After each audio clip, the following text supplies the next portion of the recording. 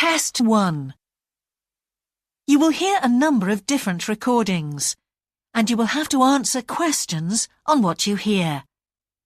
There will be time for you to read the instructions and questions, and you will have a chance to check your work. All the recordings will be played once only. The test is in 4 sections. At the end of the test, you will be given 10 minutes to transfer your answers to an answer sheet. Now turn to Section 1. Section 1. You will hear a man phoning to inquire about a job vacancy. First, you have some time to look at questions 1 to 4.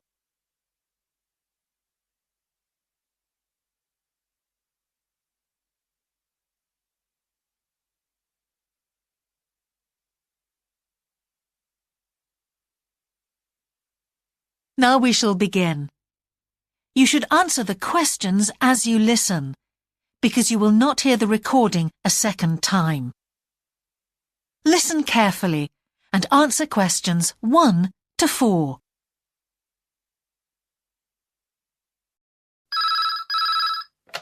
Good evening, King's Restaurant. Good evening.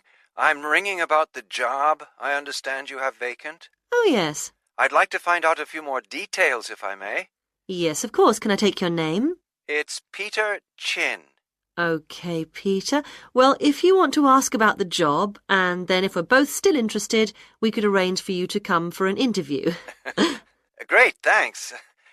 I'm afraid I missed the advert for the job, but heard about it from a friend. That's no problem at all. What would you like to know? Well, what sort of work is it? Washing up? It's answering the phone. Oh, right, fine. And not waiting at table. That'd be good. And how many nights a week would it be? Well, we're really only busy at the weekend. So 2 nights? 3, actually, so it would work out at 12 hours a week. That'd be fine. It wouldn't interfere with my studies. Are you at the university? Yes, first-year physics student. Oh, right. And because I'm not an EU national, would I need a work permit? Yes, you would. Just get your tutor to sign it. That wouldn't be a problem if I were to get the job. Where exactly is the restaurant? Well, we have 2 branches. The one we're recruiting for is in Hillsdon Road. I don't know that. How do you spell it, please? It's HILLSDUNNE Road. Got that. Thanks. Is it near a bus stop? Yes, the nearest one would probably be just beside the library. Oh, yes, I know it. That'd be fine for me. And could I ask about the pay? We're offering £4.45 an hour. That's very good. My last job was £3.95 an hour. Before you hear the rest of the conversation, you have some time to look at questions 5 to 10.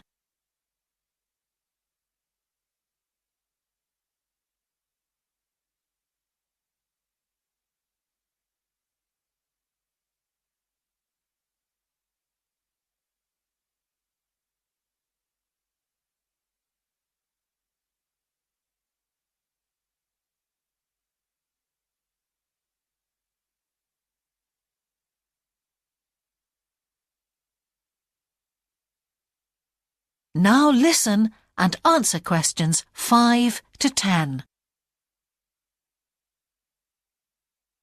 We feel it's pretty good, and we also offer some good fringe benefits. Really? Well, we give you a free dinner, so you eat well. Right. Better than hostel food. We certainly hope so. And we also offer extra pay for working on national holidays. Oh, that's a really good perk, isn't it? Yes, we think so. And then because of the difficulties of getting public transport, if you're working after 11 o'clock, we drive you home. Oh, that's good to know. Well, we'd certainly be interested in inviting you for an interview, if you're still interested. Oh, yes, certainly. Could I just also ask what qualities you're looking for? Well, for this particular job, we want a clear voice, which you obviously do have. Thanks. And you must be able to think quickly, you know. Well, I hope I... So, when could you come in for an interview? We're actually quite quiet tonight. Sorry, I couldn't come tonight. Or tomorrow, I'm afraid. Thursday's okay. That'd be 22nd of October? Fine. After 5 p.m.? Yes, fine. Would 6 o'clock be okay? Perfect. And could you bring along the names of 2 referees? Yes, that's fine. No problem. Good. I look forward to seeing you. Oh, by the way, who should I ask for? Oh, yes, of course. Sorry. My name is Samira Manuja. Can you spell that, please? Manuja. Okay. I've got that. Thanks very much. Look forward to seeing you later on, then. That is the end of section 1. You now have half a minute to check your answers.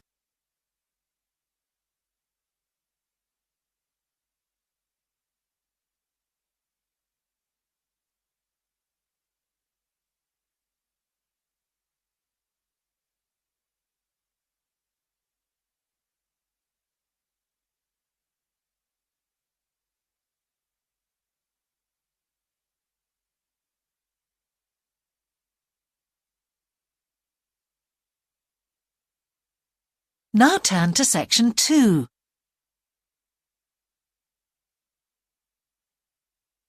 Section 2. You will hear part of a radio programme about the opening of a new local sports shop. First, you have some time to look at questions 11 to 16.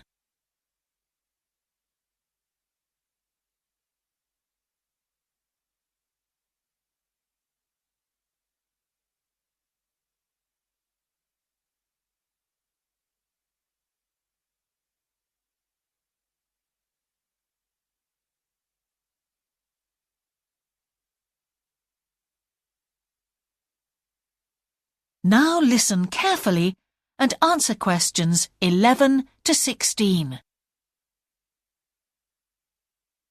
Now we go to Jane, who is going to tell us about what's happening in town this weekend. Right, thanks, Andrew. And now on to what's new. And do we really need yet another sports shop in Bradcaster? Well, most of you probably know Sports World, the branch of a Danish sports goods company that opened a few years ago. It's attracted a lot of custom, and so the company has now decided to open another branch in the area. It's going to be in the shopping centre to the west of Bradcaster, so that will be good news for all of you who found the original shop in the north of the town hard to get to.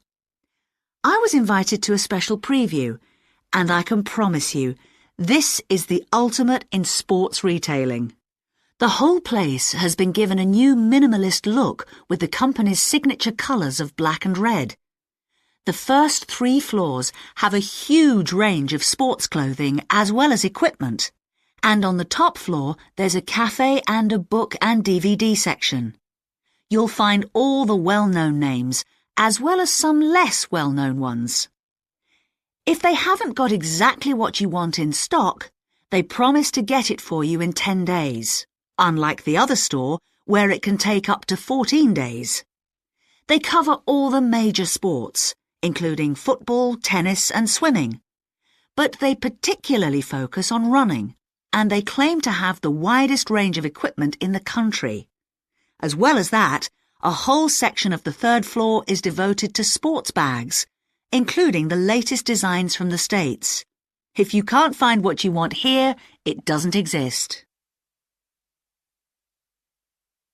Before you hear the rest of the programme, you have some time to look at questions 17 to 20.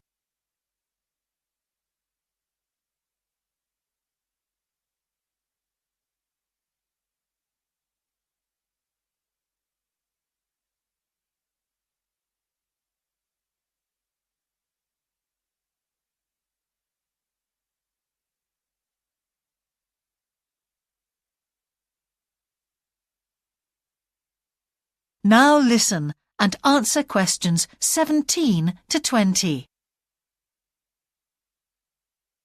The shop will be open from 9 a.m. this Saturday, and if you go along to the opening, then you'll have the chance to meet the national 400 metres running champion, Paul King, who's coming along to open the shop. And he will be staying around until about midday to chat to any fans who want to meet him and sign autographs.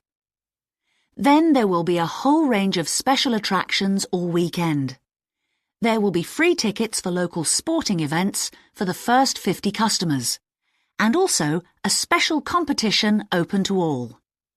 Just answer 15 out of 20 sports questions correctly to win a signed copy of Paul King's DVD, Spring Tips, while the first person to get all the questions correct gets a year's free membership of the Bradcaster Gym. All entrants will receive a special sports calendar with details of all Bradcaster fixtures in the coming year. One of the special opening offers is a fitness test, a complete review of your cardiac fitness and muscle tone, actually done in the shop by qualified staff. This would normally cost £30, but is available at half price for this month only.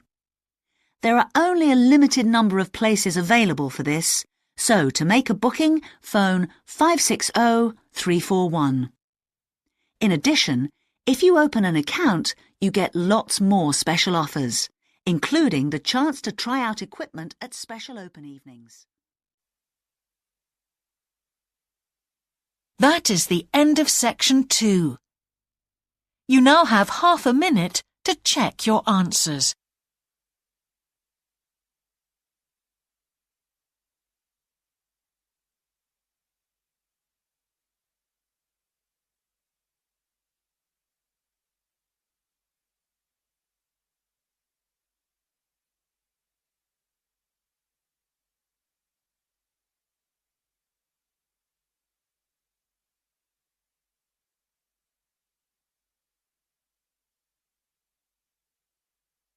Now turn to section 3.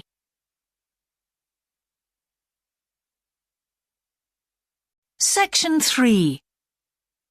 Two overseas students called Spiros and Hiroko have just finished the first semester of their university course. They are discussing with their English language teacher how they coped with the course.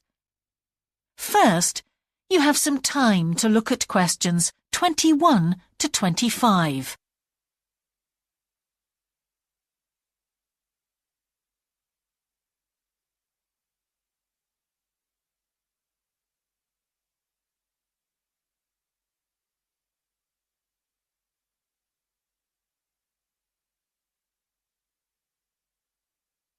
Now listen carefully and answer questions 21 to 25.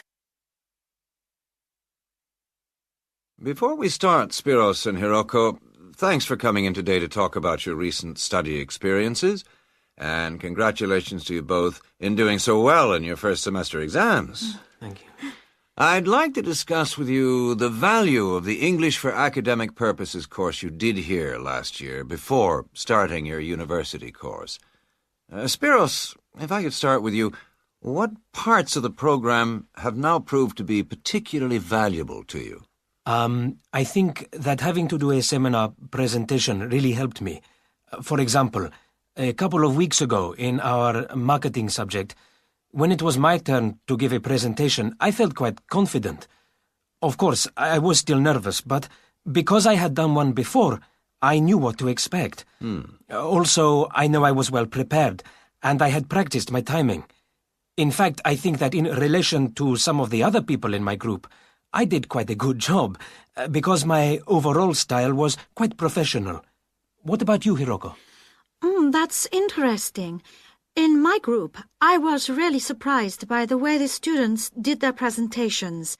They just read their notes aloud. Can you believe that?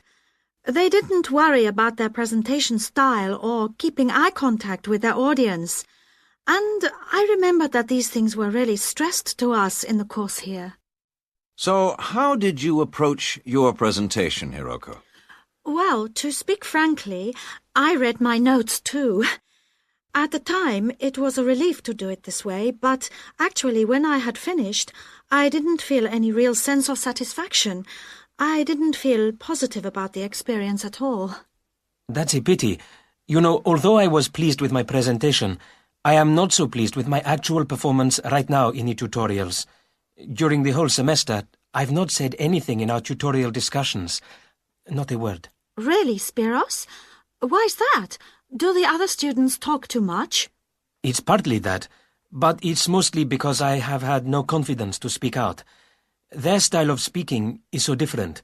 It's not the style we were used to during the course. They use so many colloquialisms. They're not very polite, and sometimes there seems to be no order in their discussion. Also, they are very familiar with each other, so because they know each other's habits, they can let each other into the discussion. You're right, Spiros. I've experienced that too.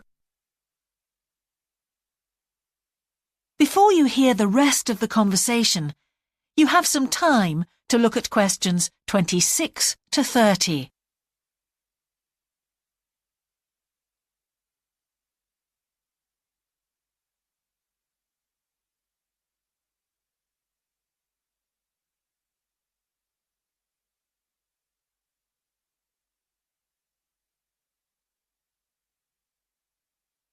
Now listen and answer questions 26 to 30. For most of this semester, I've said absolutely nothing in tutorials. But recently, I've been trying to speak up more, and I just jump in, and I've noticed an interesting thing. I've noticed that if they thought my point was interesting or new, then the next time they actually asked for my opinion. And then it was much easier for me to be part of the discussion. Oh, that's great, Hiroko. I hope that happens for me next semester. I'll have to work hard to find some interesting points. What helped you to find these ideas? I think that one thing that helped me with this was the reading. I've had to do so much reading this semester just to help me make sense of the lectures. At first, I couldn't understand what the lectures were talking about, so I had to turn to the books and journals. Every night I read for hours, using the lists of references that were given, and I made pages of notes. At breakfast, I read and read my notes again. This habit has helped me to follow the ideas in the lectures, and it's also given me some ideas to use in the tutorials. But I did so much reading anyway. I don't think there's any time left over for anything extra. My reading speed is still quite slow, though I'm much better at dealing with vocabulary than I used to be. What else do you think we could add to the course program to help with this reading problem? There's not really anything because it's my problem. I remember we were given long articles to read. We didn't like that, but now I realize that reading those long articles was good preparation for the things I need to read now.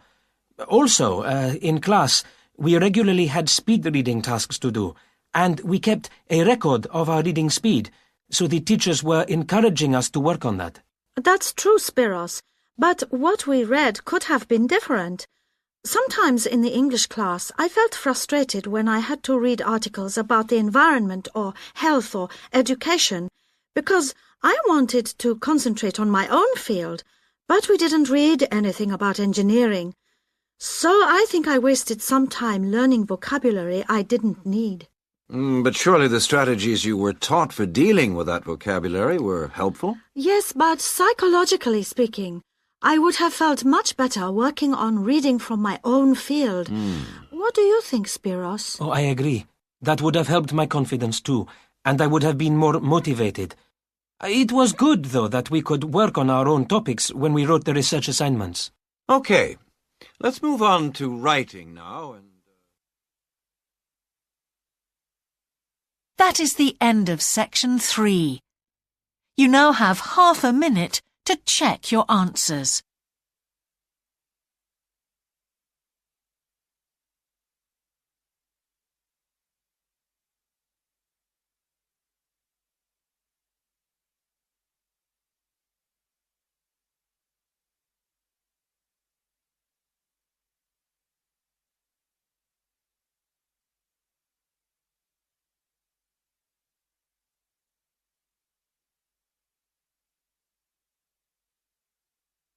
Now turn to section 4.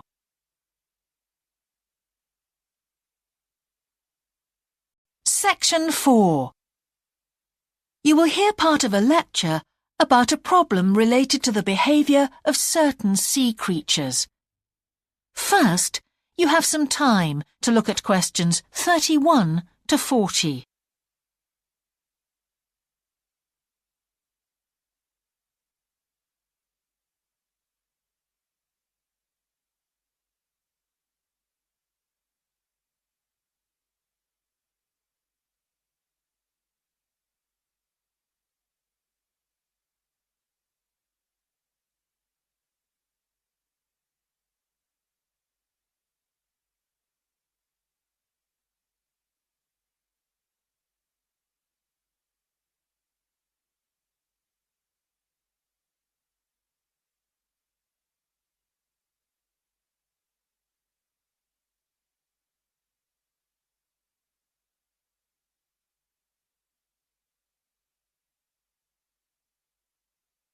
Now listen carefully and answer questions 31 to 40.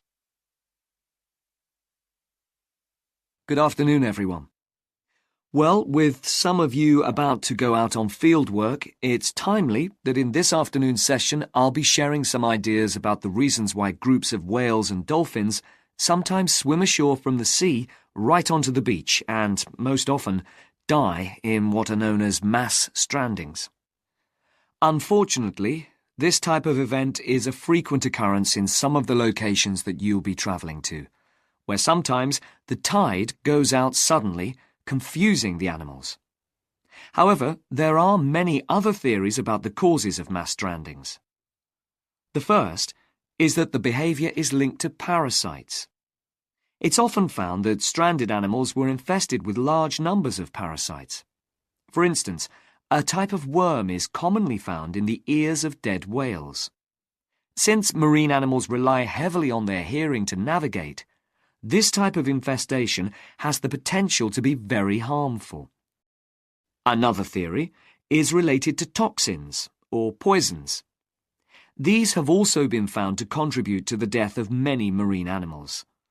Many toxins, as I'm sure you're aware, originate from plants or animals.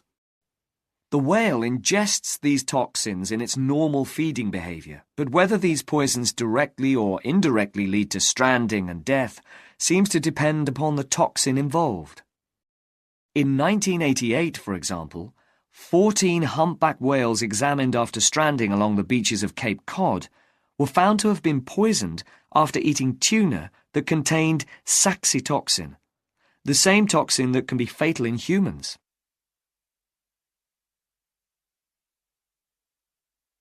Alternatively, it has also been suggested that some animals strand accidentally by following their prey ashore in the confusion of the chase.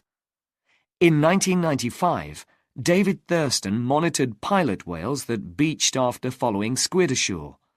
However, this idea does not seem to hold true for the majority of mass strandings because examination of the animal's stomach contents revealed that most had not been feeding as they stranded. There are also some new theories which link strandings to humans. A growing concern is that loud noises in the ocean cause strandings. Noises such as those caused by military exercises are of particular concern and have been pinpointed as the cause of some strandings of late. One of these, a mass stranding of whales in 2000 in the Bahamas, coincided closely with experiments using a new submarine detection system. There were several factors that made this stranding stand out as different from previous strandings. This led researchers to look for a new cause. For one, all the stranded animals were healthy. In addition, the animals were spread out along 38 kilometres of coast, whereas it's more common for the animals to be found in a group when mass strandings occur. A final theory is related to group behaviour, and suggests that sea mammals cannot distinguish between sick and healthy leaders, and will follow sick leaders, even to an inevitable death. This is a particularly interesting theory, since the whales that are thought to be most social, the toothed whales, are the group that strand the most frequently. The theory is also supported by evidence from a dolphin stranding in 1994. Examination of the dead animals revealed that, apart from the leader, all the others had been healthy at the time of their death. Without one consistent theory, however, it is very hard for us to do anything about this phenomenon except to assist animals where and when we can. Stranding networks have been established around the world to aid in rescuing animals and collecting samples from those that could not be helped. I recommend John Connor's Marine Mammals Ashore as an excellent starting point if you're interested in finding out more about these networks or establishing one yourself. That is the end of section 4. You now have half a minute to check your answers.